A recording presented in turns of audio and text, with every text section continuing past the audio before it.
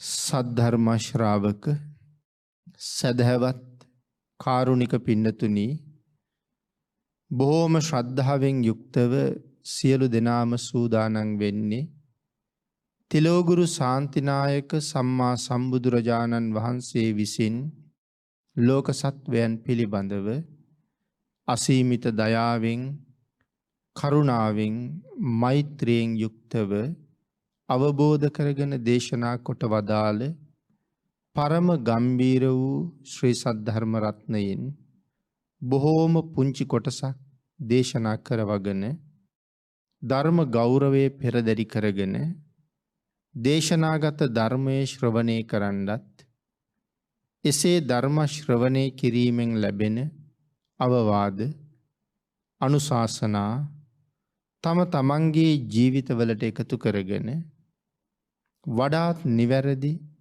මෙලව ජීවිතයක් සකස් කරගන්නත්, නිවැරදි වුණ මෙලව ජීවිතයක් තුළින් සුගතිගාමී වූ පරලොව ආයිති භවයකින් සැනසෙන්නත් අවසානයේ ප්‍රාර්ථනා කරන බෝධියෙන් සැප සහිත ප්‍රතිපදාවකින් ඊ타ම ඉක්මන් භවයක උතුම් චතුරාර්ය සත්‍ය ධර්මය අවබෝධ කරගෙන මේ සංසාරයෙන් එතර වීමේ බලාපොරොත්තුවත් ඇතුව ඒ උතුම් බලාපොරොත්තු, උතුම් ප්‍රාර්ථනා එලෙසින්ම මුදුන්පත් කර ගැනීම සඳහා මේ උතුම් වූ ධර්ම දානානිසංසයත්, ධර්ම ශ්‍රවණානිසංසයත් ඔබේ ජීවිත කාලය තුල මෙතෙක් සිදු කරගත්ත සියලුම කුසල ධර්මයන්ගේ අනන්ත ආනිසංසයත් හේතු වේවා කියලා ප්‍රාර්ථනා කරමු.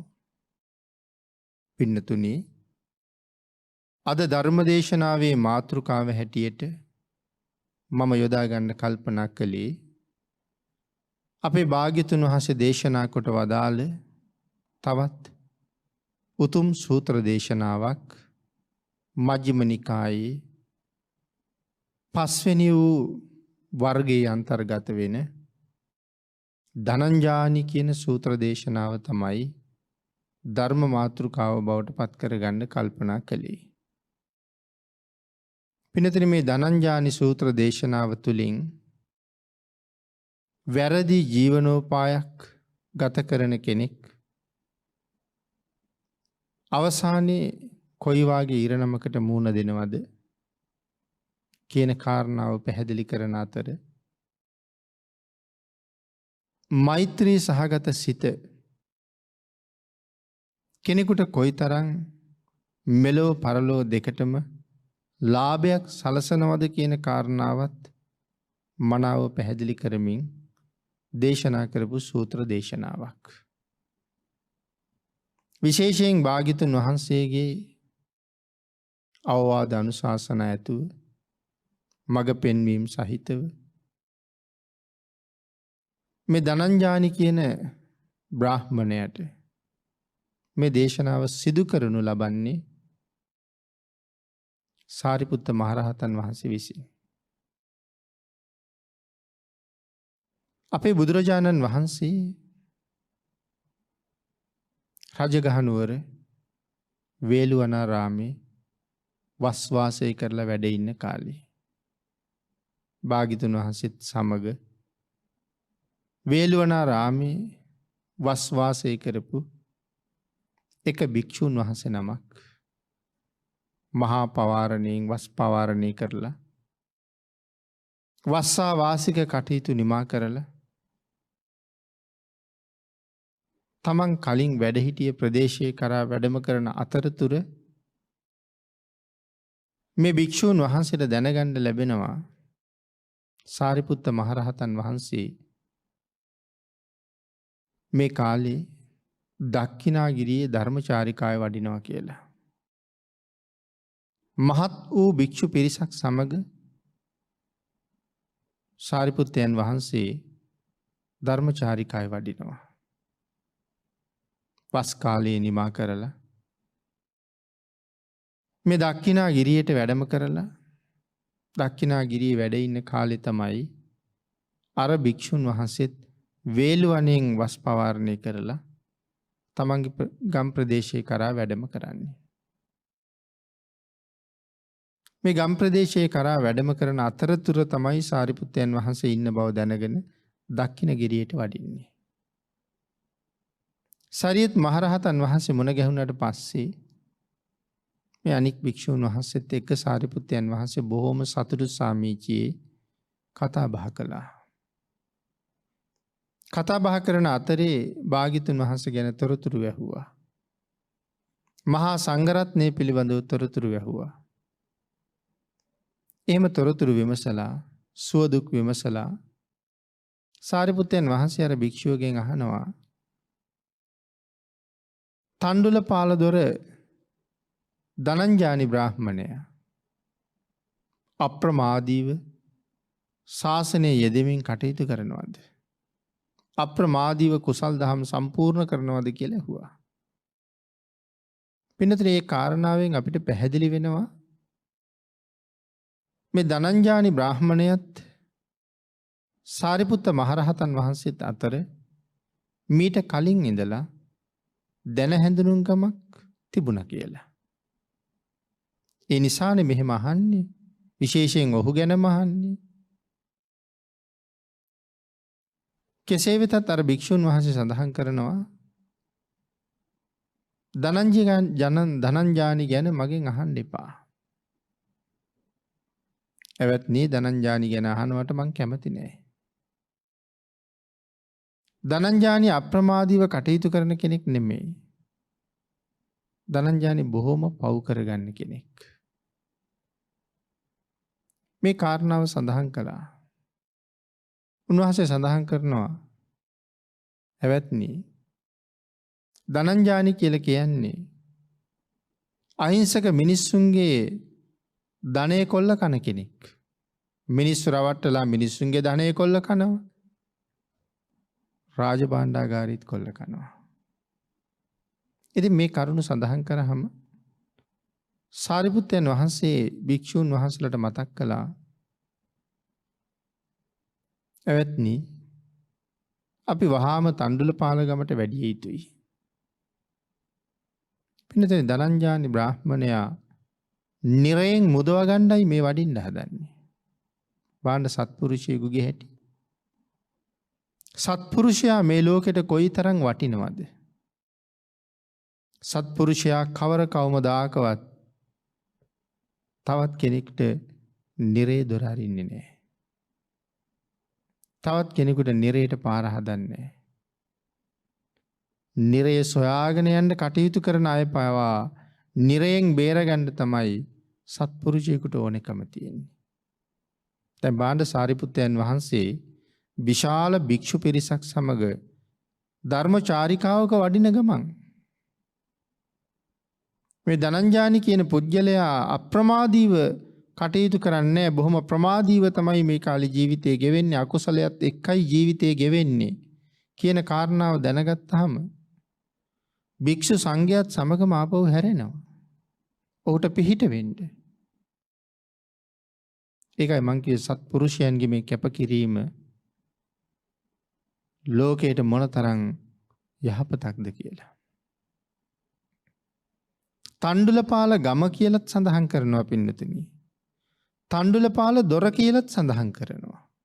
දැන් අට කතාවේ තියෙන්නේ තණ්ඩුලපාල දොර කියලා. එම සඳහන් කරනකොට පැහැදිලි කරනවා රජගහ නුවරට ඇතුල් වෙන්න විශාල දොරටු 32ක් තිබුණා කියලා. විශාල දොරටු 32ක් තියෙනවා, කුඩා දොරටු 64ක් තියෙනවා.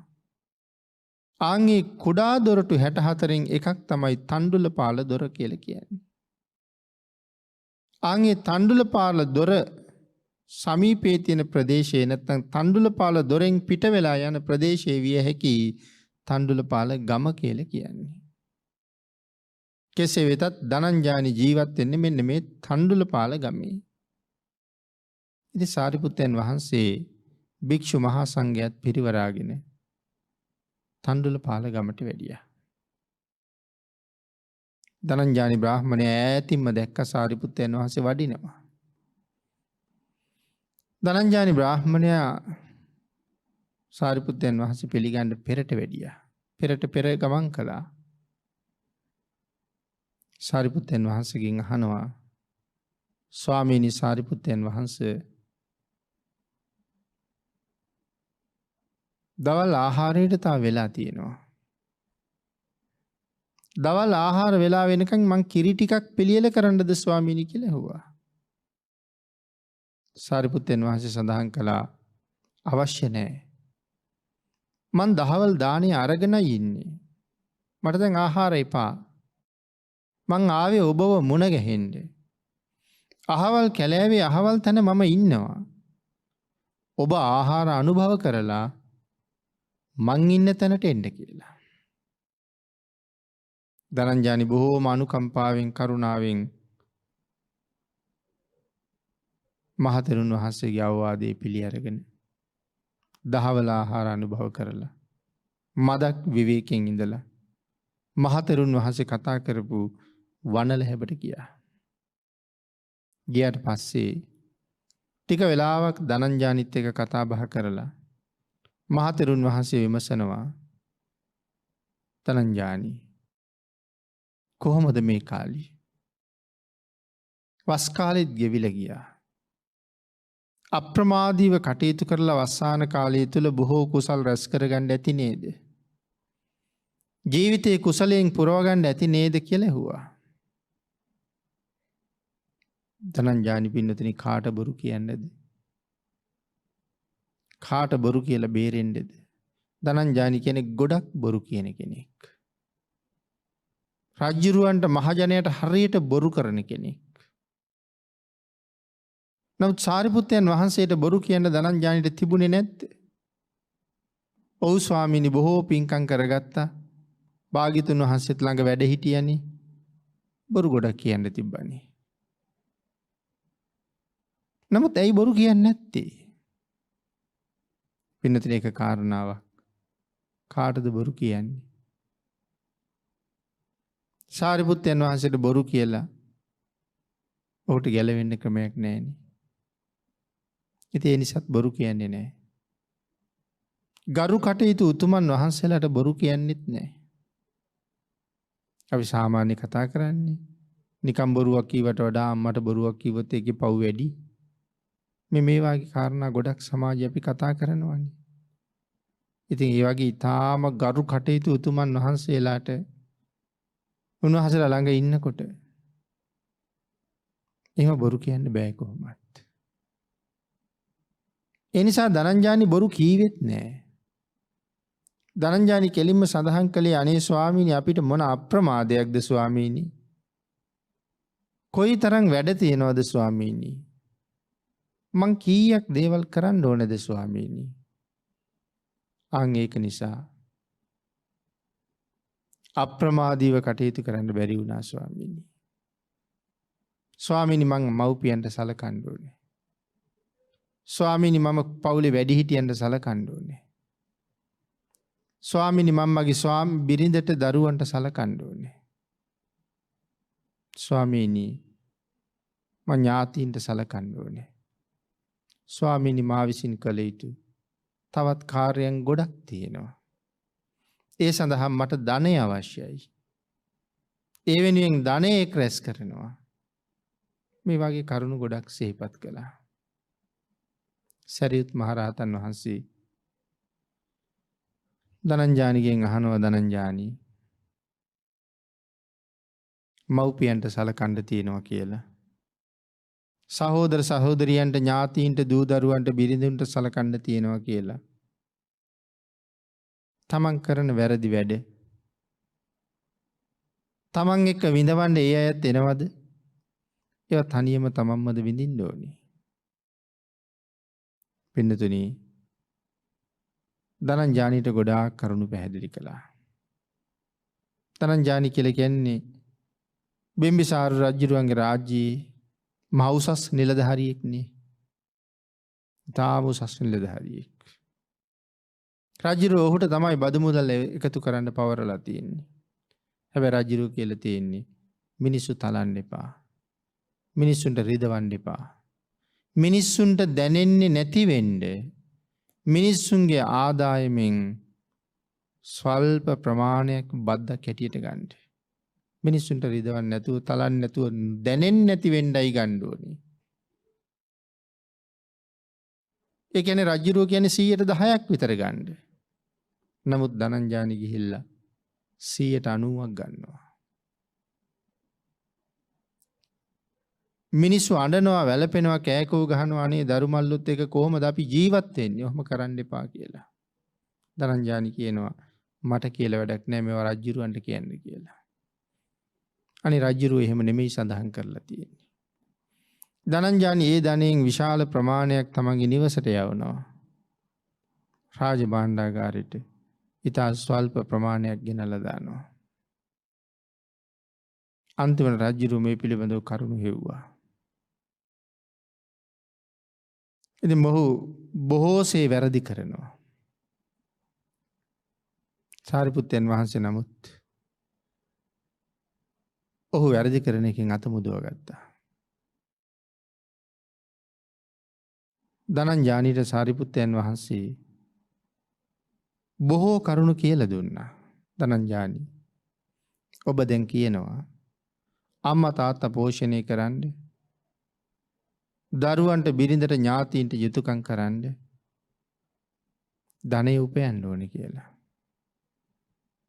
ධනංජානි ඔබේ ධනෙ උපයන ක්‍රමය වැරදි. ඒ ක්‍රමෝපාය නිවැරදි කරන්න ඕනේ. ධනංජානි ඔබ විසින් හොරකම් කරලා ධනෙ එකතු කරලා වංචා කරලා ධනෙ එකතු කරලා යම් දවසක ඔබ නිරේට වැටෙන්න ගියොත් ඔබ එදාට සතුටු වෙනවද දුක් වෙනවද? අනුන්ගෙන් හොරකම් කර කර ධනෙ රැස් කළේ නැත්නම් මට මෙහෙම වෙන්නේ නේද කියලා ඔබට දැහිතෙන්නේ නැද්ද? ධනංජානි මව්පියන්ට සලකන්න කියලා වංචනික ලෙස ධනෙ උපයන්න උවමනා නැහැ නේද? නිරේ පාලකයෝ ඔබ නිරේට ඇදගෙන යන දවසට මව්පියන්ට සැලකීම සඳහායි මම හොරකම් කෙරුවේ ඒ නිසා මම නිරේට ගෙනියන්න එපා කියලා කීවොත් ඔබව නිරයෙන් නිදහස් කරයි කියලා ධනංජානි ඔබට හිතෙනවද? මේ විදිහට කරුණු කාරණා දක්වලා නිරේ ගැන බය උපදවලා නිරේ තියෙන භයානකත්වය ගැන කියලා දීලා ධනංජානි නැවත වැරදි වැඩ නොකරන කෙනෙක් බවට පත් කළා. ධනංජානි ධාර්මික ජීවිතයකට යෙදුණා. ධනංජානි මව්පියන් පෝෂණය කරගෙන ඥාතීන්ට සලකගෙන එතනින් එහාට යහපත් විදියට කටයුතු කළා. දැන් ධනංජානිට ගොඩක් වයසයි. දැන් ධනංජානි මරණාසන්නයි. ධනංජානි තමන්ගේ අතවැසියෙකුට කතා කරලා කියනවා ලෞතර බුදුරජාණන් වහන්සේ ගාවට ඔබ යන්න. භාග්‍යතුන් වහන්සේ මුණ ගැහෙන්න. මුණ ගැහිලා මම වඳිනවා වගේ භාග්‍යතුන් වහන්සේට වඳින්න. ඉන් පස්සේ ඔබ යන්න සාරිපුත්තයන් වහන්සේ ළඟට. මම වඳිනවා වගේ සාරිපුත්තයන් වහන්සේට වඳින්න. සාරිපුත්තයන් වහන්සේටත් එහෙම වැඳලා සාරිපුත්තයන් වහන්සේට කියන්නේ ස්වාමිනී ජනංජානි බ්‍රාහ්මණතුමාට බොහොම අමාරුයි. ඉල්ලීමක් කළා පුළුවන් නම් බලලා යන්න එන්න කියලා. මං එහෙම ආයාචනාවක් කළ බව කියන්නේ. අර පුරුෂයා ගිහිල්ලා ධනංජානිගේ නමින් භාග්‍යතුන් වහන්සේටත් වැඳලා සාරිපුත්තයන් වහන්සේගේ කුටියට වැඩලා සාරිපුත්තයන් වහන්සේටත් වන්දනා කරලා පණිවිඩෙත් මතක් කළා. පින්නතුනි සාරිපුත්තයන් වහන්සේ හවස්වරිය ආනන්දයන් වහන්සේත් අඬ ගහගෙන ධනංජානිගේ ගෙවල් පැත්තට වැඩියා. ධනංජානි ඉන්නේ මරණ මංචකේ. ධනංජානි ළඟට ගිහිල්ලා සාරිපුත්තයන් වහන්සේ කතා කළා. බ්‍රාහ්මණේ කොහොමද? අසනීප තත්ත්වය කොහොමද දැන්? ස්වාමීනි මට බොහොම වේදනාවයි. මේ ශරීරයේ බොහෝසේ වේදනා දෙනවා. ස්වාමීනි මට දැනෙනවා බොහොම ශක්තිමත් පුද්ගලයෙක් කුළු ගෙඩියක් අරගෙන මගේ හිසට පහර දුන්නොත් කොහොම වේදනාවක් දැනෙයිද? ස්වාමීනි මට දැනෙනවා ඒ වාගේ වේදනාවක්. ඊටාම දක්ෂ ගෝ ඝාතකෙක් තියුණු පිහියකින් කොහොම මස් කපනවද? ස්වාමීනි මට දැනෙනවා එවන් තියුණු පිහියක් අරගෙන දක්ෂ මස් කපන්නේ මගේ කුස ඇතුළට ගිහිල්ලා ලියාගෙන යනවා වගේ වේදනාවක්. ධනංජානි නැවත කියනවා ස්වාමීනි ශක්තිමත් දෙන්නෙක් අත් දෙකෙන් පා දෙකෙන් අල්ලලා ගිනි අඟුරු වලකට ලං කරාම මාව මොන වාගේ දැවිල්ලක් ඇති වෙනවද ස්වාමීනි? මගේ ගත පුරාම ඒ වාගේ දැවිල්ලක් තියෙනවා. මේ ආදි වශයෙන් නොඑක වේදනාවල් ගැන සාරිපුත්තයන් වහන්සේට මතක් කරනවා. සාරිපුත්තයන් වහන්සේ දන්නවා ධනංජානි දැන් මරණාසන්නයි. ධනංජානිට මේ දැනෙන්නේ මරණේ වේදනාව. මැරෙනකොට රිදෙනවද? කෙනෙක් ප්‍රශ්නයක් ඇහුවොත් මොකද්ද දෙන උත්තරේ? ධර්මයේ සඳහන් හැටියට නම් මැරෙනකොට රිදෙනවා. මොකද මේ ධනංජානි බ්‍රාහ්මණයත් අනාථපිණ්ඩික සිටුතුමත් ඒ වගේම තවත් ධර්ම කාරණාවල් වල මේ කරුණු පැහැදිලි කරලා තියෙනවා. මරණ වේදනාව කොයි වගේ එකක්ද කියලා.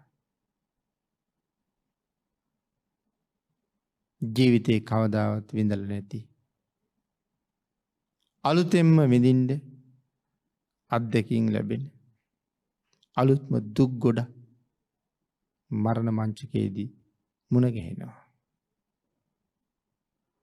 ජීවිතේ කවදාවත් ඒ වගේ දුක් විඳලා නැහැ. මරණ මංචකයේදී එහෙම දුකක් මුණ ගැහෙනවා. ඒකට කියන්නේ මරණ වේදනාව කියලා. සාරිපුත්තයන් වහන්සේ අරමුණු කළා ධනංජානිට මොනවා වෙයිද? පින්නතිනි තව වචනයක් සඳහන් කරනවා නම් මරණ වේදනාව ගැන. මේ ලෝකේ ජීවත් වෙන පුහුදු අපි හැමෝම මරණයට බයයි. ඔය කියන මරණ වේදනාව ඔබ ගාවට මං ගාවට නොයේ කියලා කවද්ද කොහොමද කියන්නේ? අනිවාර්යෙන්ම ඒකාන්තයෙන්ම මරණ වේදනාව අපි හැමෝටම දැනෙනවා. අපි හැමෝටම මේ අත්දැකීමට මුහුණ දෙන්න සිද්ධ වෙනවා. ඒක ඒකාන්තයි සත්‍යයි. නමුත් මේ අත්දැකීමට මුහුණ දෙන්න ඔබ දැන් සූදානම්ද? ඒක අපි අපෙන් ඇසිය යුතු දෙයක්. අන් ඒක නිසා මරණ වේදනාව ඊටම දරුණුයි තියුණුයි භයානකයි. එහෙම තමයි සඳහන් කරලා තියෙන්නේ. මෙන්න මේ නිසා මේ මරණ වේදනාව පුජ්‍යලයා කායිකව පීඩාවට පත් කරනවා. ඊළඟට මේ පුජ්‍යලයාගේ ශරීරයේ තියෙන සෙම කෙමෙන් ඉහළට නැගෙනවා. ආස්වාස ප්‍රාස්වාස මාර්ග ටික අවහිර වෙනවා. ආස්වාස ප්‍රාස්වාස මාර්ග අවහිර වෙනකොට හුස්ම ගන්න අමාරු වෙනවා. හුස්ම ගන්න අමාරු වෙනකොට පින්නතුනි බොහොම අමාරුවෙන් ආයාසයෙන් උත්සාහ කරනවා. කොහොම හරි හුස්ම ටිකක් ගන්න. මේ ලෝකේ ජීවත් වෙන්න තියෙන්නේ පුදුම කැමැත්තක්. නමුත් කොහොම හරි හුස්ම ටිකක් ගන්න උත්සාහ කළාට සමහර කෙනෙකුට ජීවිතයේ අන්තිම අවස්ථාව මේ තියෙන්නේ. අන් ඒ නිසා කොහොම හරි හුස්ම ටිකක් ගත්තත් නැවත හුස්ම ටිකක් ගන්න ආයෙ සෑහෙන වීරියක් වඩන්න ඕනේ. බොහෝ අපහසු වෙනවා. ඇයි අර සෙම තට්ටුව උඩට නැగి ආස්වාස ප්‍රාස්වාස මාර්ග ටික කෙමෙන් හිර කරලා යම් මොහොතක අපිට හුස්ම ගන්න බැරිම තත්ත්වයට පත් කරනවා. නමුත් ඒ ආශ්වාස ප්‍රාශ්වාසවා මාර්ග හුස්ම ගන්න බැරි පුළුවන් ගානට වැහිගෙන එනකොට බොහොම අමාරුවෙන් කටිනුයි නහයිනුයි දෙකෙන්ම හුස්ම අරගෙන ආශ්වාස ප්‍රාශ්වාස කරනකොට භයානක හඬක් නැගෙන්න පටන් ගන්නවා. ඔද සෙම අතරින් වාතය එහෙම යනවා. මේ වෙලාවේ ආශ්වාස ප්‍රාශ්වාස නවතිනවා. ආශ්වාස ප්‍රාශ්වාස නැවතුනහම දැනෙන වේදනාව කවදාවත් පින්නතුනි වචන වලින් විස්තර කරන්න බෑනේ. ඒකට ආශ්වාස ප්‍රාශ්වාස නතර වෙලාම බලන්න ඕනේ, නැත්නම් නතර කරලම බලන්න ඕනේ. නමුත් ඔබ ටික වෙලාවක් හුස්ම නොගෙන හිටියොත් ඔබට දැනෙන්න පටන් ගන්නවා සර්වාංගයේ කොයිතරම් වේදනාවක් ගෙනත් දෙනවද කියලා. ආන්ගේ මරණාසන්න වෙලාවේ මේ ශරීරයේ පුරාම තියෙන වාතය නයි පොළොංගු වගේ කිපෙනවා. හිස දිහා වාතය කිපෙනවා. ඒ නිසා හිසට කුළු ගෙඩි වලින් ගහනවා වගේ දැනෙනවා. කුසේ වාතය පිරෙනවා. කුස ඇතුළට කෙනෙක් ගිහිල්ලා කෑලි කෑලි වලට කපනවා වගේ දැනෙනවා. ඒ සර්වාංගයේ පුරාම වාතය කිපිලා. ඒ වේදනාවල් මේ තියෙන්නේ. පින්නතුනි මේ වෙලාවට මරණයේ වේදනාව බය හෘද වස්තුවට දැනෙනවා. මේ සිතුවිලිත් එක්ක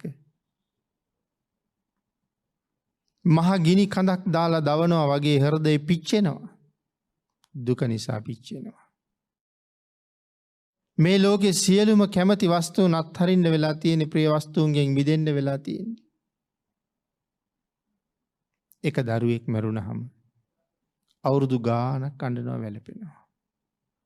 දරුවා හිමි වෙලා. පින්නතුනි ඒ අහිමි වෙනවා කියන එක ජීවිතේ ඕනෑම මොහොතක අපි හැමෝටම වෙන්න පුළුවන් දෙයක් නේ. නමුත් දැන් මේ අඬන්නේ එක දරුවෙක් අහිමි වෙච්ච නිසානේ. නමුත් දැන් මේ සූදානම් වෙන්නේ, ඒතර කෙනෙක් මරණයේදී සූදානම් වෙන්නේ මොකටද? මේ ලෝකේ තිබුණා නම් Tamanට ප්‍රිය දේවල් යමක්, ඒ සියලුම දේවල් අත්හරින්න නෙමෙයි ලෑස්ති වෙන්නේ. එහෙම නේද? මේ ලෝකේ තිබුණ සියලුම ප්‍රිය වස්තුන් අත්හරින්න හදන්නේ. දැන් Tamanට බොහොම ප්‍රිය වස්තුවක් Tamanගේ දරුවා. ඒ දරුවා අපි අතරින් වියව වෙච්ච නිසා මම එකයි සඳහන් කළේ අවුරුදු ගණන් අඬනවා. පින්නතුනි එහෙම ඇඬුවා කියලා අපිට අහිමි වෙච්ච වස්තු ආයෙ ලැබෙන්නේ නැහැ. නමුත් දැන් බලන්න මරණයේදී ගෙවල් දොරවල් යාන වාහන ඉඩකඩම් හරක බාන වතු පිටි විතරක් නෙමෙයි, මේ ජීවත් වෙච්ච මුළු පරිසරයම අත්හැරලා, ගහකොළ ඇලදොල මේ ඔක්කොම අත්හැරලා මේ ලෝකෙන් යන්න වෙලා තියෙන්නේ. දැන් කොහොමද? ඉස්සරලා එක්කෙනෙක් අහිමි වෙච්ච නිසා දුකයි, දැන් දුක කොහොම වෙයිද?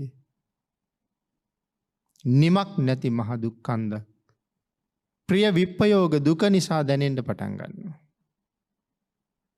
මේ අතරේ පව් කරගත්ත කෙනෙකුට නම් ගිනි දැල් පේනවා. භයානක නිරේ පාලකයෝ පේනවා.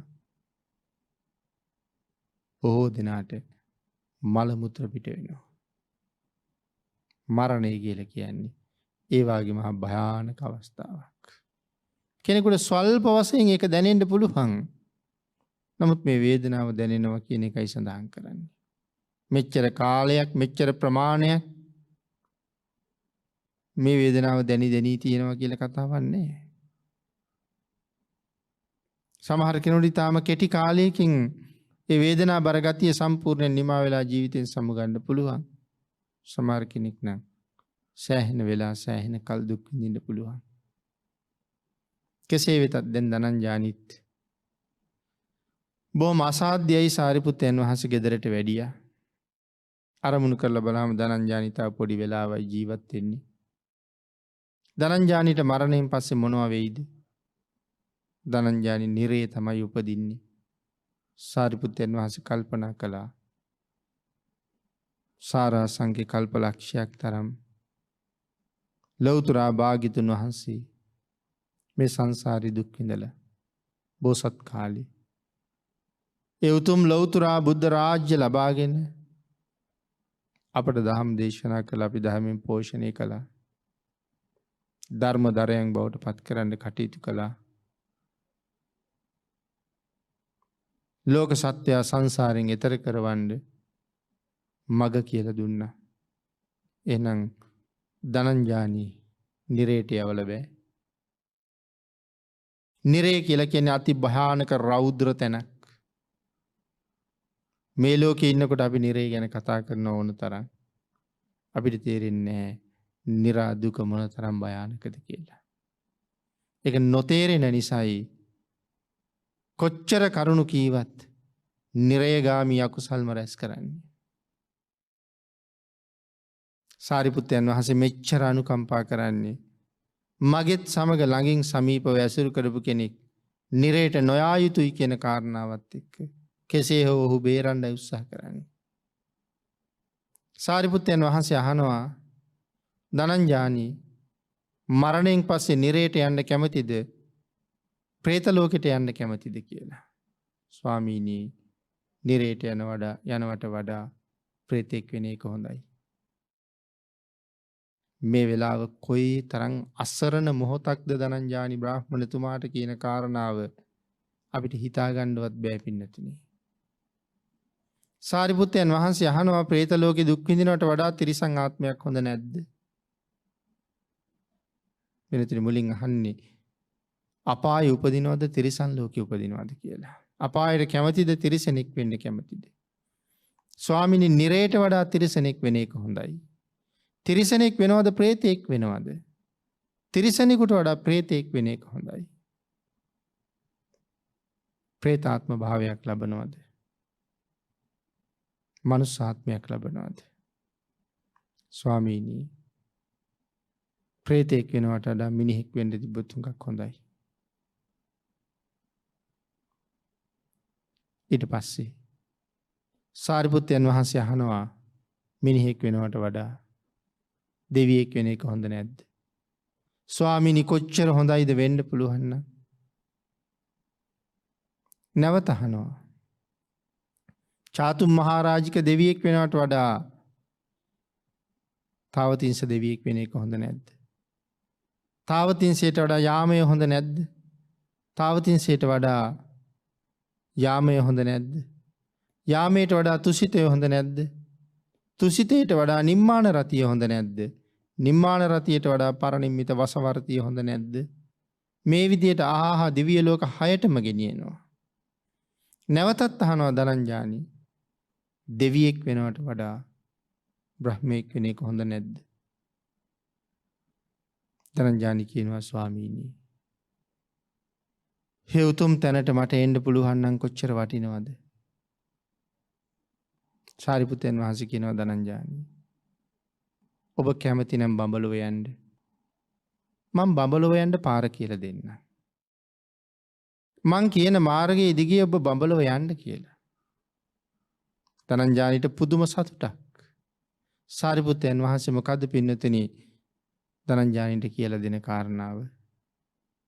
බාණ්ඩ සත්පුරුෂයෙක් ජීවිතයේ අන්තිම මොහොතට එළඹිලා කෙනෙකුට මොනතරම් පිහිටක් වෙනවද කියලා. අන්තිම මොහොතට එළඹිලා පිහිට වෙනවා කියලා කියහම බොහෝ දෙනා මේකත් වැරදි විදිහට අරගෙන තමන්ගේ ඥාතියෙකුගේ මව්පියෙකුගේ අන්තිම අවස්ථාවක් දැක්කහම පිහිට වෙන්න කියලා බොහෝ කරදර කරන්න පුළුවන්. ඒක අපි විසින් උත්සාහ කරන්නේ පිහිටක් වෙන්න. නමුත් මරණාසන්න කෙනාට ඒක ලොකු වේදනාවක්. මොකද දැඩි කාය චිත්ත පීඩාවකින් ඉන්න කෙනෙක්. එතන මේ පිහිට වෙනවා කියලා කියන්නේ ආධ්‍යාත්මික පිහිටකට මඟ හදන්න. ධනංජානිට කියලා දුන්නේ මෛත්‍රී කර්මස්ථානයේ. ඒක මනාව ප්‍රගුණ කරන්න කිව්වා. ධනංජානි මෛත්‍රී කර්මස්ථානයේ මනාව ප්‍රගුණ කළා. පින්නතේ සසර පින් ගොඩක් තියෙන්න ඇති. නැත්තම් මේක ධ්‍යාන මට්ටමට දියුණු කරගන්න බෑනේ. කෙසේ වෙතත් ධනංජානිට මෛත්‍රී භාවනාව නිවැරදිව කරන හැටි දේශනා කළා. ධනංජානි ඒ ආකාරයෙන් මෛත්‍රී කළා. පින්නතුනි ධනංජානිට මෛත්‍රී කරන ආකාරය කියලා දීලා බඹලෝ යන පාර පෙන්නලා සාරිපුත්තයන් වහන්සේ ආපහු වඩිනකොට අපේ බුදුරජාණන් වහන්සේ භික්ෂූන් වහන්සේලාගෙන් අහනවා මහණෙනි අර ඈතින් වඩින්නේ කවුද කියලා පේනවද? භික්ෂුන් වහන්සේලා සඳහන් කළා ස්වාමීනි අපේ අග්‍ර උපස්ථායක අපේ අග්‍ර ශ්‍රාවකයන් වහන්සේ නේද?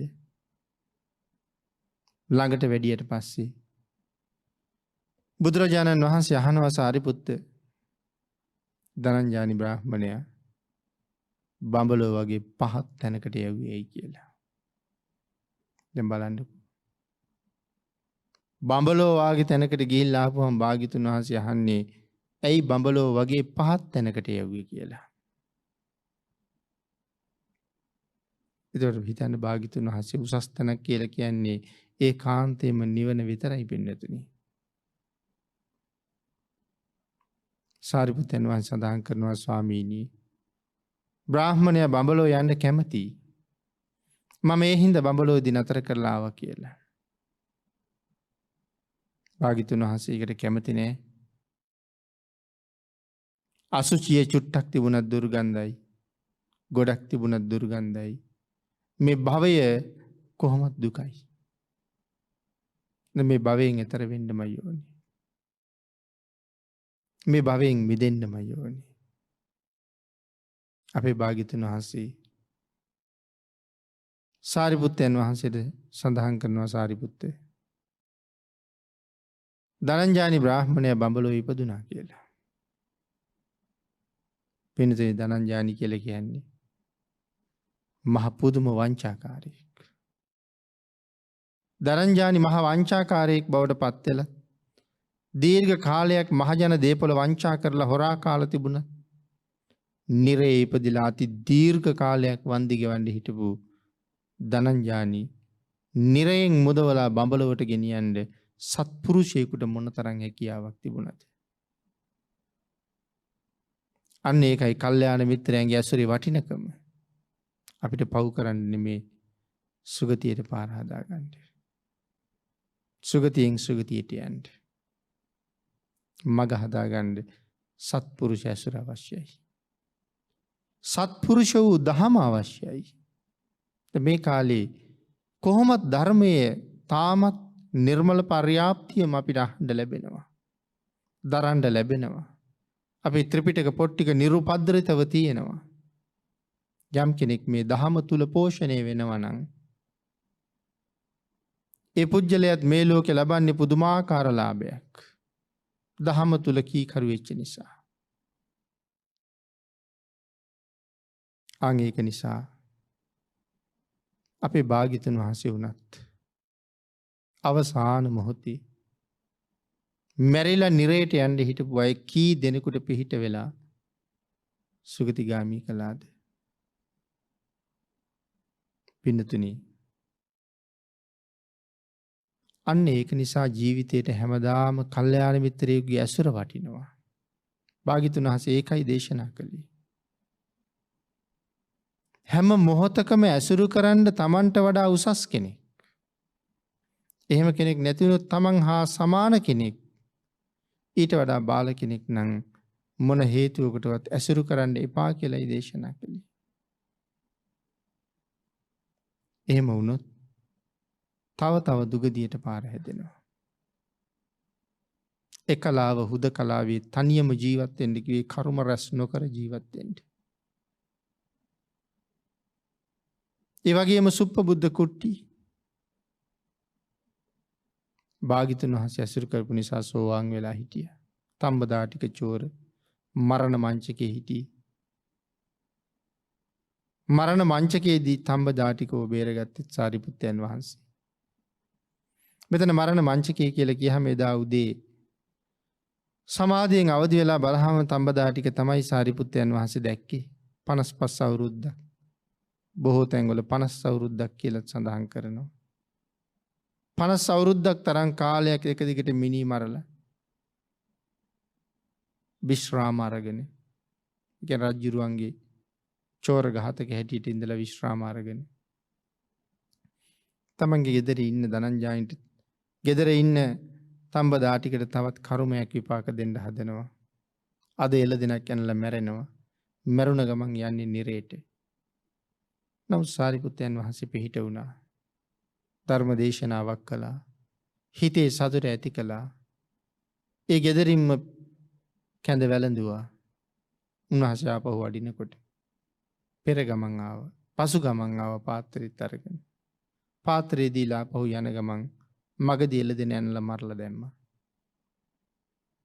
සංසාරේ කරගත්ත බොහෝ පව් ඒවා හැමම තියෙනකොට කුසල කර්මයේ ඵල දීලා අද මේ කතා කරන වෙලාවෙත් තව්තිසාවේ දෙව් සැප විඳිනවා. කවුද ඒ උපකාරය කළේ?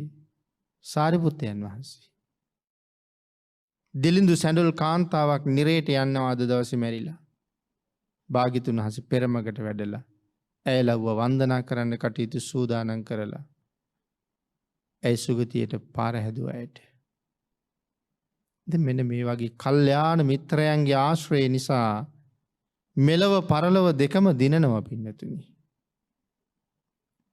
නිරේ ඉපදිලා මොනතරම් කාලාන්තරයක් අසීමාන්තික දුක් විඳින්න හිටපු අය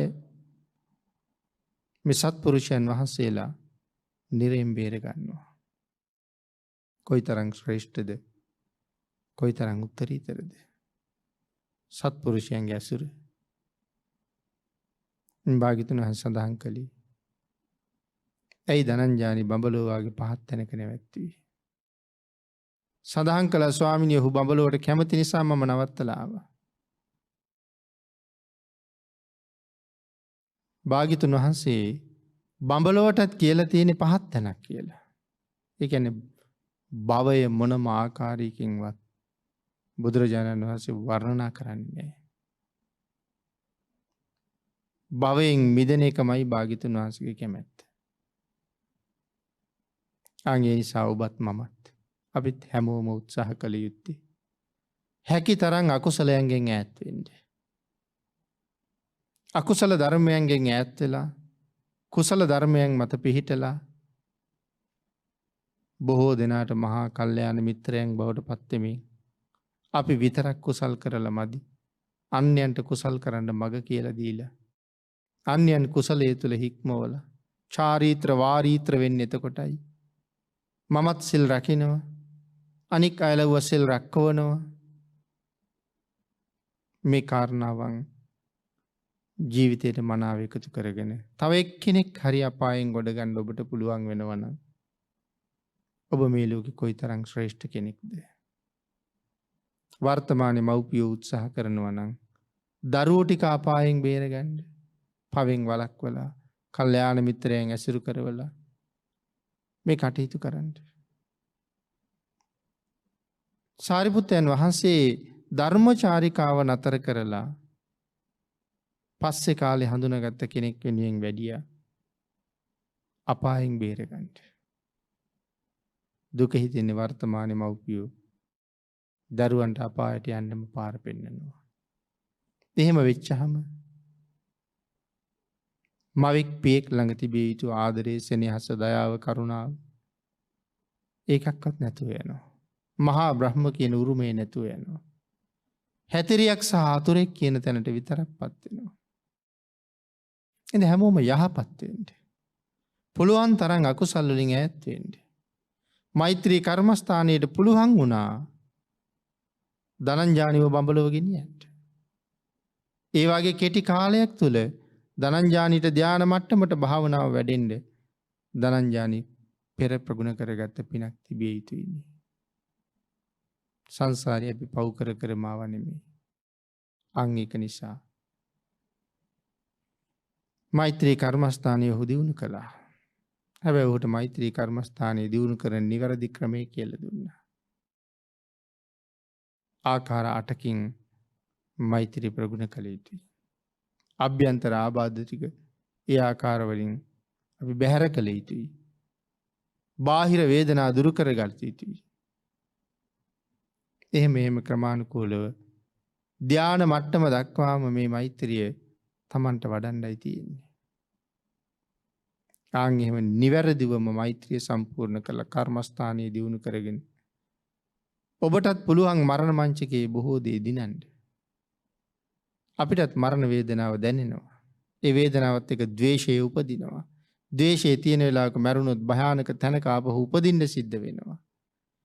ඒ නිසා මේ අභ්‍යන්තර ආබාධ ඉවත් කරගන්න මෛත්‍රී කර්මස්ථානයේ දියුණු කරගෙන තියෙන එක මරණ මංචකයේ ඔබට මහ පුදුමාකාර සහයෝගයක් වෙනවා. එහෙනම් මේ මෛත්‍රී කර්මස්ථානයේ යම් යම් ප්‍රමාණයෙන් වඩන්න. අභ්‍යන්තර ආබාධ ටික ඉවත් කරන්න පුළුවන් තැනට එන්න. එමෙයිල ඔබ ඔබට පිහිටක් වෙන්න.